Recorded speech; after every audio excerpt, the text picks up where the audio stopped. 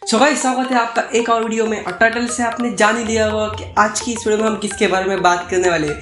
So guys, आज के इस वीडियो में हम बात करने वाले हैं वो है लैपटॉप वर्सेस कंप्यूटर। इन दोनों में कौन सा बेटर होगा, और अगर आप लेना चाहते हैं एक खुद के लिए कंप्यूटर या फिर लैपटॉप, तो आपके लिए कौन सा बेटर होगा और किस तरीके से आप चूज कर सकते हैं खुद के लिए कि कैसा एक कंप्यूटर और एक लैपटॉप खुद के लिए बेटर होगा। तो जानेंगे आज की इस वीडियो में। चलिए जल्दी से वीडियो शुरू करते हैं। तो लैपटॉप और कंप्यूटर लेते समय कुछ चीज़ों का ध्यान रखना पड़ता है, जिसमें से कुछ स्पेसिफिक पॉइंट्स है जिन्हें मैंने ऐसे स्पेसिफिकली निकाला है। और उसके ऊपर हम डिपेंड करेंगे कि आपको कौन सा लेना होगा, लैपटॉप बेटर होगा या फिर कंप्यूटर बेटर होगा। अगर आप गेमिंग करना चाहते हो तो क्या बेटर होगा, ऑफिस यूज़ के लिए क्या बेटर होगा, अगर आप स्टूडेंट हो तो आपके लिए कौन सा बेटर होगा, आज की वीडियो में हम जानेंगे। तो सबसे पहला पॉइंट है वो है अपग्रेडेबिलिटी, मतलब कि आप जो सिस्टम ले रहे हैं, कंप्यूटर हो या लैपटॉप, वो अपग्रेड कितना हो सकता है। मतलब जो हार्डवेयर आते हैं उनके बारे में हम बात करेंगे। तो बेसिकली देखा जाए तो लैपटॉप में कुछ ही चीज़ें होती है जो कि हम अपग्रेड कर सकते हैं, जिसमें पहले आता है रैम, जो कि इसमें 2 स्लॉट होते हैं और एक स्लॉट जो है वो हाफ फिल होता है, मतलब एक एम्प्टी होता है जिससे आप फिल कर सकते हैं। और सेकेंड आता है वो हार्ड डिस्क, मतलब कि स्टोरेज का, जिसमें एक हार्ड डिस्क और एक सॉफ्ट डिस्क ऐसा बेसिकली नॉर्मली लैपटॉप में देखने को मिल जाता है। कभी कभी सिंपल हार्ड डिस्क का ही एक स्लॉट होता है, तो आप सिर्फ उसे एक्सचेंज कर सकते हैं, ज़्यादा नहीं लगा सकते क्योंकि उसमें कुछ जगह नहीं होती है। पर जहाँ पर हम बात करें अगर हम कंप्यूटर की, तो इसमें आप हर एक चीज़ को चेंज कर सकते हैं। और इसमें एक प्लस पॉइंट मिल जाता है कंप्यूटर का कि अगर आपको एक लॉन्ग टर्म के लिए कोई सिस्टम यूज़ करनी है, जैसे कंप्यूटर और लैपटॉप, तो एक कंप्यूटर एक बेटर अपग्रेड हो सकता है। मतलब अगर समझ लो 5 साल एक साथ कोई भी चीज़ आपको लगती हो कि पुरानी हो गई, तो कंप्यूटर की हर एक चीज़ आप चेंज कर सकते हो, जैसे कि प्रोसेसर हो, ग्राफिक कार्ड हो या फिर स्टोरेज हो। स्टोरेज आप एक्स्ट्रा लगा सकते हैं, पुराना वाला चेंज कर सकते हैं, या फिर रैम जितनी चाहिए आप लगा सकते हैं। मदरबोर्ड चेंज करके आप सारी चीज़ें को एकदम चेंज कर सकते हैं। सेकेंड चीज़ आती है वो budget, because budget is very important, क्योंकि हमें बजट को ध्यान रखिए हम सारी चीज़ें लेते हैं। अब लॉजिकली मैं एक क्लियर बात बता दूं कि बजट के हिसाब से आप देखें तो एक कंप्यूटर आपको बहुत ही ज़्यादा अच्छा खासा पैकेज दे सकता है एक लो बजट में। समझ लें आपके पास 25,000 है और इसमें आपको लैपटॉप या फिर कंप्यूटर से 2 चीज़ें लेनी है, तो बेसिकली जो कंप्यूटर है वो आपको बेटर परफॉर्मेंस देगा, मतलब जो बेटर स्पेसिफिकेशन देगा आपको एक लैपटॉप के मुकाबले। बिकॉज लैपटॉप में कुछ भी करो, एक कंप्यूटर के हिसाब से थोड़े ज़्यादा पैसे पे करते पड़ते हैं। मतलब समझ लो आप 25,000 का एक परफॉर्मेंस, मतलब एक स्पेसिफिक प्रोसेसर का, तो उसी स्पेसिफिक प्रोसेसर और परफॉर्मेंस के लिए आपको एक लैपटॉप में थोड़े ज़्यादा पैसे पे करने पड़ सकते हैं। बिकॉज यहाँ पे लैपटॉप पे बहुत सारी चीज़ें इन्वॉल्व होती है, जैसे कि एक लैपटॉप हो जो एक स्पेसिफिक कंपनी ने बनाया होता है, तो ऑब्वियस सी बात है उस कंपनी की उसमें रिसर्च और डेवलपमेंट होती है, उससे इंजीनियरिंग होती है। मतलब हर एक कंपनी चाहती है कि वो लैपटॉप जो है वो स्लिमेस्ट बनाए, मतलब एकदम थीन बनाए, तो इसलिए वो बहुत सारी इंजीनियरिंग करती है, पार्ट्स वगैरह छोटे करना हो और कैसे उन सबको एडजस्ट करना हो, और उसके ऊपर बहुत सारा वो खर्चा करती है।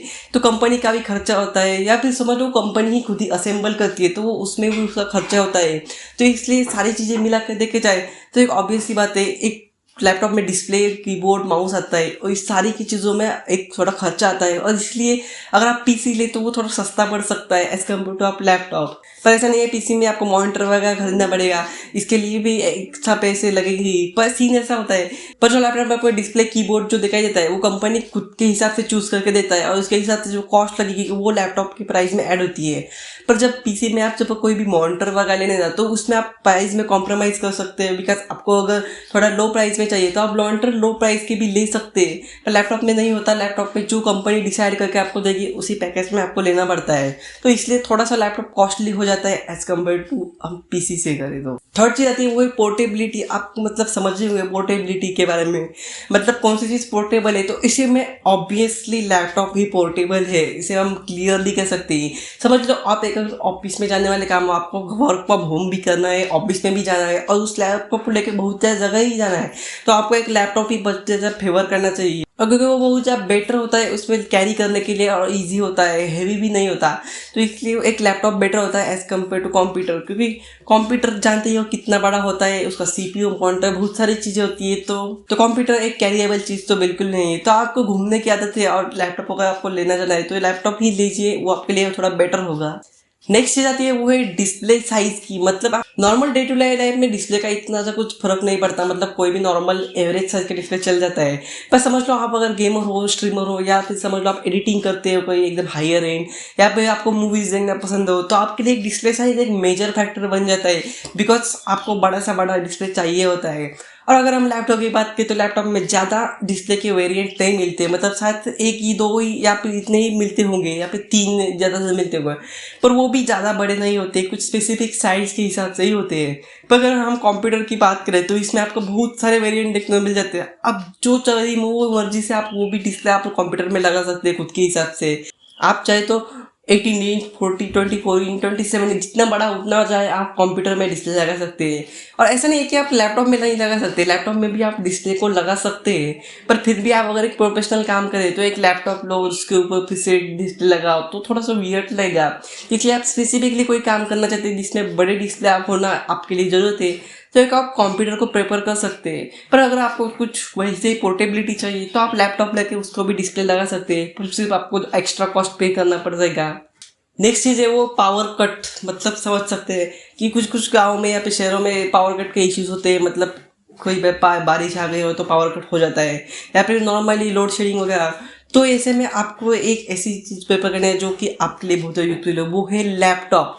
मतलब लैपटॉप में ऐसा होता है एक बार चार्ज करो तो आप इसे अच्छे से 2-3 घंटे या फिर कई बार 4 घंटे भी आप इसे इस्तेमाल कर सकते हैं। पर कंप्यूटर में ऐसा नहीं होता, कंप्यूटर को एक कांस्टेंट पावर सप्लाई की ज़रूरत पड़ जाती है।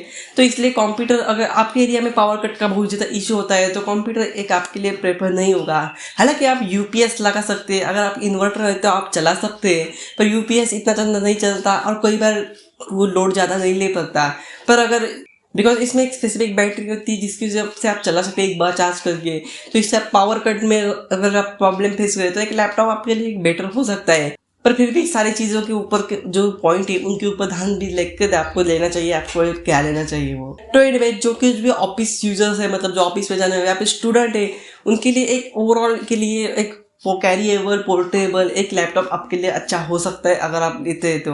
और समझ लो आप अगर गेमर स्ट्रीमर या फिर कुछ एडिटिंग करते हैं हायर एंड की या फिर कुछ अलग काम करते हैं तो आपके लिए कंप्यूटर बेटर होगा, क्योंकि वो एक अच्छा खासा आपको परफॉर्मेंस प्रोवाइड करेगा, मतलब एक स्टेशनरी जगह पे और सारे के सारे एसेसेस आप खुद के हिसाब से असेंबल कर सकते ले सकते हो। तो चाहे आप आपके इस चीज़ में मैं समझ रहा हूँ कि आपके लिए कौन सा डिवाइस बेटर होगा, लैपटॉप या फिर कंप्यूटर, और वो आप अच्छे से खरीद लेंगे। तो वीडियो पसंद आया तो एक तो लाइक तो बनता है, और चैनल पर नया तो जल्दी से सब्सक्राइब करना और उस बेल आइकन को भी दबा के ऑल कर देना। मैं ऐसे वीडियो बनाता रहता हूँ और आज की इस वीडियो के लिए इतना है। वीडियो देखने के लिए धन्यवाद।